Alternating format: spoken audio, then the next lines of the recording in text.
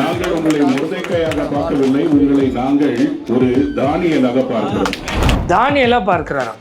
தானியேல், அனனியா, மிசாயில், அசிரியா இவங்கெல்லாம் வந்து வேற எதையாவது கும்பிடணும் வணங்கணும் அப்படின்னு சொன்னால் தங்கள் உயிரையும் பெருசாக நினைக்காம பரவாயில்லன்னு சொல்லுவாங்க. ஆனால் இவர் அப்படியா?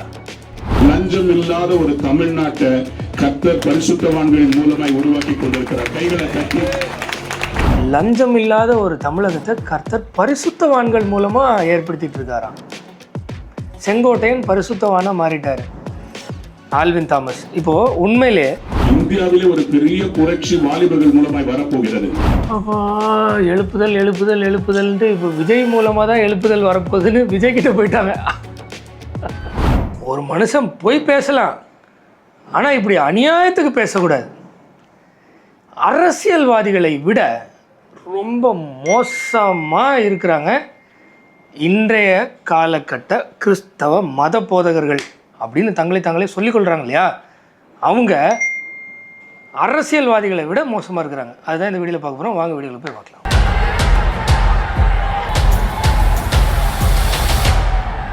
ஒருவர் இந்த சட்டசபையின் துவக்கத்திலே வசனத்தோடு துவக்கி இருக்கிறார்கள். இது எங்களுக்கு கிடைத்த மாபெரும் வெற்றி. இது எங்களுக்கு கிடைத்த, எங்களுக்குன்னா யாரெல்லாம் அவர் இன்க்ளூசிவாக சேர்த்துப்பாருன்னு தெரில.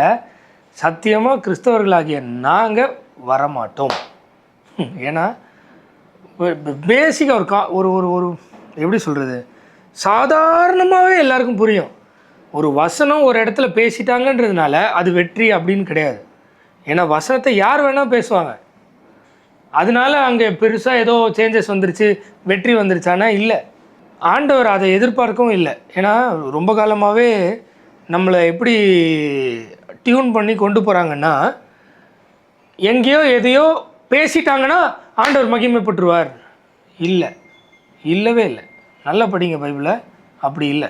ஆராய்ந்து முடியாத பெரிய காரியங்களை, எண்ணி முடியாத அதிசயங்களை கர்த்தர் நிச்சயமாக உங்கள் மூலமாய் செய்வார். 1000 ஸ்தோத்திர பலிகள் சொல்லுகிற உங்கள் நாவால் இன்னும் கர்த்தர் மகிமைப்படுவார். நாங்கள் உங்களை முருதைக்கையாக பார்க்கவில்லை, உங்களை நாங்கள் ஒரு தானியலாக பார்க்கிறோம். தானியலாக பார்க்கிறாராம்.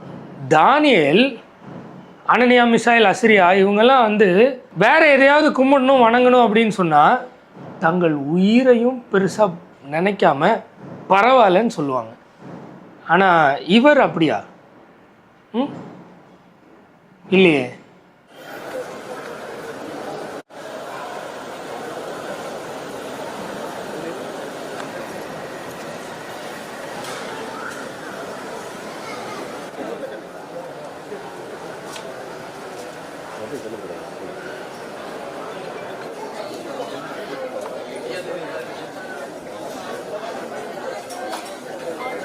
ரைட்டா? பார்த்தீங்க இல்லையா? உண்மையாக தானியேல் இன்னைக்கு புதிய உடன்படிக்கையின் காலத்தில் இருந்தார்னா இப்படி மெழுகுத்து ஏற்றி மேரி அவங்களை வணக்கம் செய்யக்கூடிய ஒரு வழிமுறைக்கு அவர் தன்னை ஒப்பு கொடுப்பாரா? உண்மையாகவே கொடுப்பாரா? இல்லை ஆல்வின் தாமஸே வச்சுக்கோமே, ஆல்வின் தாமஸே அதை செய்வாரா? ரூவா மினிஸ்ட்ரிஸ் அதை செய்யுமா? அப்படி செய்கிற வேற யாரையாவது என்கரேஜ் பண்ணுமா? ஆனால் இவரை பண்ணும். ஏன்? இவருடைய பொசிஷன் அப்படி. ஒரு பொசிஷனுக்காக அவர் எப்படிப்பட்டவராக இருந்தாலும் அதை பெருமையாக பேசி, அவர் இன்னும் சொல்லப்போனால் இயேசுக்கு நிகராக பேசுவாங்க அவரை. காலங்களை நேரங்களை நிதானித்து நீங்கள் கொடுக்க போகிற ஆலோசனைகள் தமிழ்நாட்டை நேர் வழியில் நடத்தும், உயர்வுக்கு நடத்தும், செழிப்புக்கு நேராக நடத்தும். ஓகே, இது ஒரு பிளெயினாக தமிழ்நாடு நீங்கள் கொடுக்குறது அப்படின்னு சொன்னால் கூட ஓகே. ஆனால் அதில் கர்த்தரை கொண்டு வந்து கர்த்தர் சொல்கிறாரு, கர்த்தர்னு சொல்லி இன்னும் என்னென்ன சொல்ல போகிறாங்கன்னு பாருங்கள். ஒரே ஒரு வசனத்தை நான் உங்களுக்கு சொல்லி நான் வாழ்த்தி ஆசீர்வதிக்க விரும்புகிறேன். சங்கீதம் 110:1-2. கர்த்தரின் ஆண்டவரை நோக்கி, நான் உம்முடைய சத்துருக்களை உமக்கு பாதப்படியாக்கி போடும் வரைக்கும் நீர் என்னுடைய வலது பாரசத்தில் உட்காரும் என்றார். கர்த்தர் சீயோனிலிருந்து உமது வல்லமையின் செங்கோலை அனுப்புவார், நீர் உம்முடைய சத்துருக்களின் நடுவே ஆளுகை செய்யும்.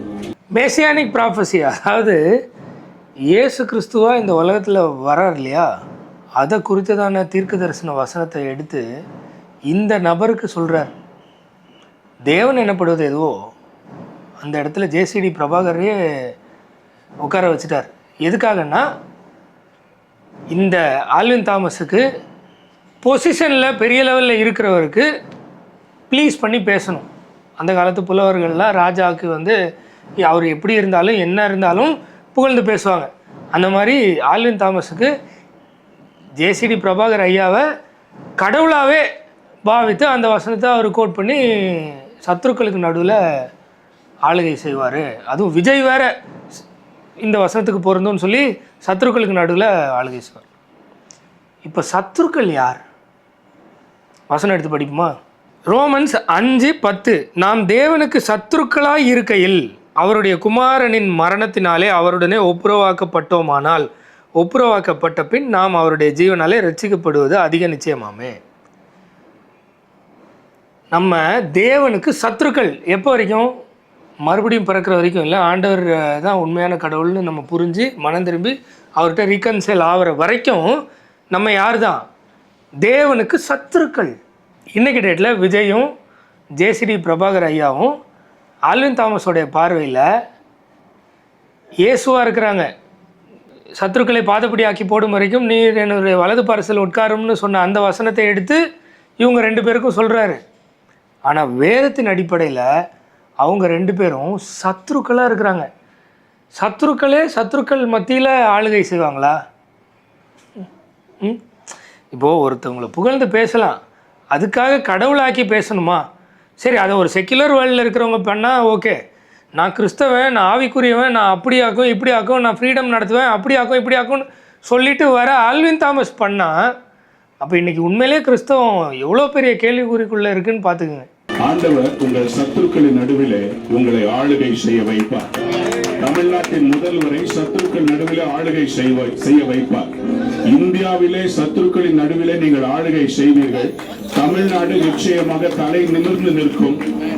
ஆல்ரெடி ஆளுகை செய்ய வச்சாச்சு. இப்போ வந்து புதுசாக செய்ய வைப்பார். இப்போ இதுலேருந்து நம்ம என்ன எடுத்துக்கலாம்னா, ஒன்று ஆல்வின் தாமஸுக்கு பைபிள்னா என்னன்னே தெரியும் அப்படின்னு எடுத்துக்கலாம். இல்லைன்னா தெரியும், ஆனால் ஒரு பெரிய மனிதரை சமுதாயத்தில் ரொம்ப பெரிய லெவலில் இருக்கிறவங்கள நம்ம வந்து ப்ளீஸ் பண்ணணுன்றதுக்காக லைட்டாக பைபிளை ஆல்ட்ரு பண்ணி பேசுவார். இது 2ல் என்னன்றதை தயவு செஞ்சு நீங்கள் கமெண்ட் பண்ணுங்கள். நானும் எல்லா வீடியோலையும் சொல்கிறேன், ஒருத்தர் கூட கமெண்ட் பண்ண மாட்டேங்கிறீங்க. உங்களுக்கு செங்கோல் நீட்டப்பட்டிருக்கிறது. கர்த்தருடைய செங்கோல் உங்களுக்கு நேராக நீட்டப்பட்டிருக்கிறபடியினால் நீங்கள் ஒரு யூதா கோத்திரமாக ஆளுகை செய்வீர்கள். உங்கள் வாயிலிருந்து வருகிற வார்த்தைகள் தமிழ்நாட்டை ஆசீர்வதிக்க போகிறது. உங்கள் வாயிலிருந்து வருகிற வசனங்கள் தமிழ்நாட்டை வாயிலிருந்து வர வார்த்தைகளும் வசனங்களும் தமிழ்நாட்டை ஆசீர்வதிக்க போதும். ஐயா, கையிலிருந்து வர கையெழுத்து வேணால் ஆசீர்வதிக்கும், வாயிலிருந்து வர வார்த்தை ஆசீர்வதிக்கும். தெரில, இதுக்கெல்லாம் நான் என்ன சொல்கிறதுன்னு தெரில. ஐயா, ஒரு சாட்சி சொல்கிறேன். நேற்று கோவையில் மீட்டிங் முடித்து விட்டு நான் திரும்பி வருகிறேன். ஏர்போர்ட்டில் ஒரு பெரிய தொழிலதிபரை சந்தித்தேன். இப்போ இவர் சொல்கிற சாட்சியே ஒரு பெரிய கேள்விக்குறி தான் வச்சுக்கோங்களேன். அது உண்மையாக இருக்குமான்னு எனக்கு பெரிய டவுட் தான். இஃப் இன்கேஸ் உண்மையாக இருந்தால் நல்லது தான், அந்த சாட்சியை கேட்டுருங்க. ஆனால் அதில் இருக்கிற பிரச்சனை என்னன்றதை கேட்டதுக்கப்புறம் நான் சொல்கிறேன். அவர் சொன்னார், பல வருடங்களாக அவருடைய டெண்டர் கொடுத்து அவர் அப்ளிகேஷன் போட்டிருக்கிறாராம். ஆனால் லஞ்சம் பல கோடிகள் கேட்டு நிறுத்தி வைத்தாங்களா. ஓகே, திமுக ஆட்சிலையும் அதிமுக ஆட்சிலையும் பல வருஷங்களாக அவர் டெண்டர் போட்டுட்டே இருக்காரு. ஆனால் பல கோடி லஞ்சம் கேட்டு நிப்பாட்டி வச்சிருக்காங்க. ஆனால் அவர்கள் முந்தின நாள் அவர்கள் வந்திருக்கிறாங்க. ஒரே அவர்களுடைய பெரிய ஆச்சரியமான காரியம் அவங்க சொல்றாங்க, இதுவரை தமிழ்நாட்டு சரித்திரத்தில் இப்படி நடந்ததே கிடையாது.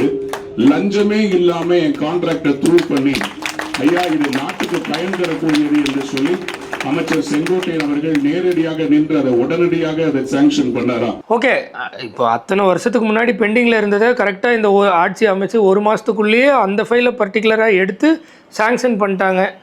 இது நடந்திருக்குமானா சரி, ஓகே, நடந்துருச்சுன்னே வைப்போமே, சூப்பர்னு கை தட்டலாம், நல்ல ஆட்சி செய்கிறாங்க அப்படின்னு சொல்லலாம், இஃப் இன்கேஸ் நடந்திருந்தா. ஆனால் இவர் வந்து இவங்களெல்லாம் பயங்கரமாக ப்ளீஸ் பண்ணணும் இல்லையா? அப்போ ஒரு படி மேலே போய் என்ன சொல்லுவாருன்னு பாருங்கள். லஞ்சம் இல்லாத ஒரு தமிழ்நாட்டை கர்த்தர் பரிசுத்தவான்களின் மூலமாய் உருவாக்கி கொண்டிருக்கிறார். கைகளை தட்டி. லஞ்சம் இல்லாத ஒரு தமிழகத்தை கர்த்தர் பரிசுத்தவான்கள் மூலமாக ஏற்படுத்திட்டு இருக்காராம். செங்கோட்டையன் பரிசுத்தவானாக மாறிட்டார். ஆல்வின் தாமஸ். இப்போது உண்மையிலே இந்த ஆல்வின் தாமஸை ப்ரொமோட் பண்ணுற பால் தினகரனாக இருக்கட்டும், அவர் கூட பரிசுத்தவான்னு சொல்லிடுவார்னு வச்சுக்கோங்களேன். டி மோகன் அவர்கள் இருக்காங்க இல்லையா, அவங்க, அகஸ்டின் ஜெபகுமார், வெஸ்லி மேக்ஸ்வெல், இவங்கெல்லாம் செங்கோட்டையனை பரிசுத்தவான், பிப்ளிக்கல் டேர்ம்ஸில் பரிசுத்தவான்னு ஒத்துப்பாங்களா? இல்லை விஜயை வந்து அகஸ்டின் ஜெபகுமார் பரிசுத்தவான், அவர் பயங்கரமான தேவ பிள்ளைன்னு ஒத்துப்பாரா? அப்போ இங்கே ஆல்ரெடி கிறிஸ்தவன்னு சொல்கிறதுக்குள்ளேயும் அரசியல் தான் இருக்குது. ஒருத்தனை பரிசுத்தவான்வான், இன்னொருத்தவன் ஒத்துக்க மாட்டான். ஆனால் இந்த 2 பேருமே சேர்ந்து ஊழியன்ற பேரில் ஏதாவது பண்ணுவாங்க. அப்படி தானே இருக்குது. அப்போ இது அரசியல் தானே, வேறு ஏதாவதா? உண்மையாக கடவுளுக்காக இவங்கெல்லாம் வேலை செய்கிறாங்கன்னு நம்புறீங்களா? முதலமைச்சர் இன்னும் வாலிபர்கள் கூட நிற்க போகிறார்கள். இந்தியாவிலே ஒரு பெரிய புரட்சி வாலிபர்கள் மூலமாய் வரப்போகிறது. அப்போ எழுப்புதல் எழுப்புதல் எழுப்புதல்ன்ட்டு இப்போ விஜய் மூலமாக தான் எழுப்புதல் வரப்போகுதுன்னு விஜய் கிட்ட போயிட்டாங்க. அதுக்கு தமிழ்நாடு தான் துவக்கம். யாராவது கையை தட்டி ஆமென் சொல்லுங்க. தமிழ்நாடு இந்தியாவுக்கு ப்ரூவ் பண்ணிருச்சு, வாலிபர்கள் நினைத்தால் எதையும் மாற்ற முடியும். அந்த எழுப்புதல் தமிழ்நாட்டிலிருந்து இந்தியா முழுவதும் பரவ போகிறது. இந்தியாவில மகிமையான மாற்றங்கள் வரப்போகிறது. வாலிபர் எழுப்புதல் தமிழ்நாட்டிலிருந்து ஆரம்பமாகிவிட்டது. ஐயாவுக்கு நன்றி செலுத்துகிறோம். தொடர்ந்து உங்களுடைய சரி, நான் வந்து ஒரு கெஸ் பண்ணி சொல்கிறேன், சரியா? தீர்க்க தரிசனம் அப்படிலாம் இல்லை. நான் வந்து ப்ராக்டிக்கலாக பார்த்து எனக்கு ஒரு கெஸ்ஸில் சொல்கிறேன். நான் இப்படி நடக்கும்னு கணிக்கிறேன். கொஞ்ச நாள்லேயே ஜேசிடி பிரபாகர் வந்து இந்த சபாநாயகர் இதுலேருந்து எடுத்துருவார், இல்லைனா கொஞ்சம் டம்மியாக்கப்பட்டுருவார், இல்லைனா ஓரங்கட்டப்பட்டுருவார். ஏன்னா இது வெளியிலேருந்து பார்க்கும்போது அவர் இல்லைனா மேபி இவர் இந்த வசனங்கள் சொல்கிறது இதெல்லாம் வந்து நிப்பாட்டிட்டு இதே மாதிரி அவருடைய பொசிஷனை தக்க வச்சுப்பார். இவர் இதே மாதிரி வசனங்கள்லாம் பேசி இதே மாதிரி மீட்டிங்ஸ்லாம் நடத்தி இப்படியே தொடர்ந்து பண்ணிகிட்டே இருந்தார்னா கொஞ்ச நாளில் ஆட்டோமேட்டிக்காக இதில் ஒரு சின்ன சிக்கல் வரும். ஒன்று இவர் ஒதுக்கப்படுவார், இல்லைனா வேறு யாரையாவது ரீப்ளேஸ் பண்ணிட்டு இவர் வேறு ஏதாவது பொசிஷனுக்கு அனுப்பிடுவாங்க. எனக்கு தெரிஞ்சு நான் கெஸ் பண்ணுறேன், சரியா? அப்போ இந்த ஆல்வின் தாமஸ் என்ன பண்ணுவார்? இப்போ கர்த்தர் சொன்னாருன்னு சொல்லிட்டாரு. எழுப்புதலை இந்தியாவிலேருந்து அங்கே வரைக்கும் வரப்போகுதுன்னு சொல்லிட்டாரு. இப்போ அடுத்த எலெக்ஷனில் ஆட்சி மாறிடுச்சுன்னா ஆல்வின் தாமஸ் என்ன பண்ணுவார்? மாறுறதுக்கு முன்னாடி இந்த எழுப்புதல் வரலைன்னா ஆல்வின் தாமஸ் என்ன பண்ணுவார்? ஒன்றும் பண்ண மாட்டார்.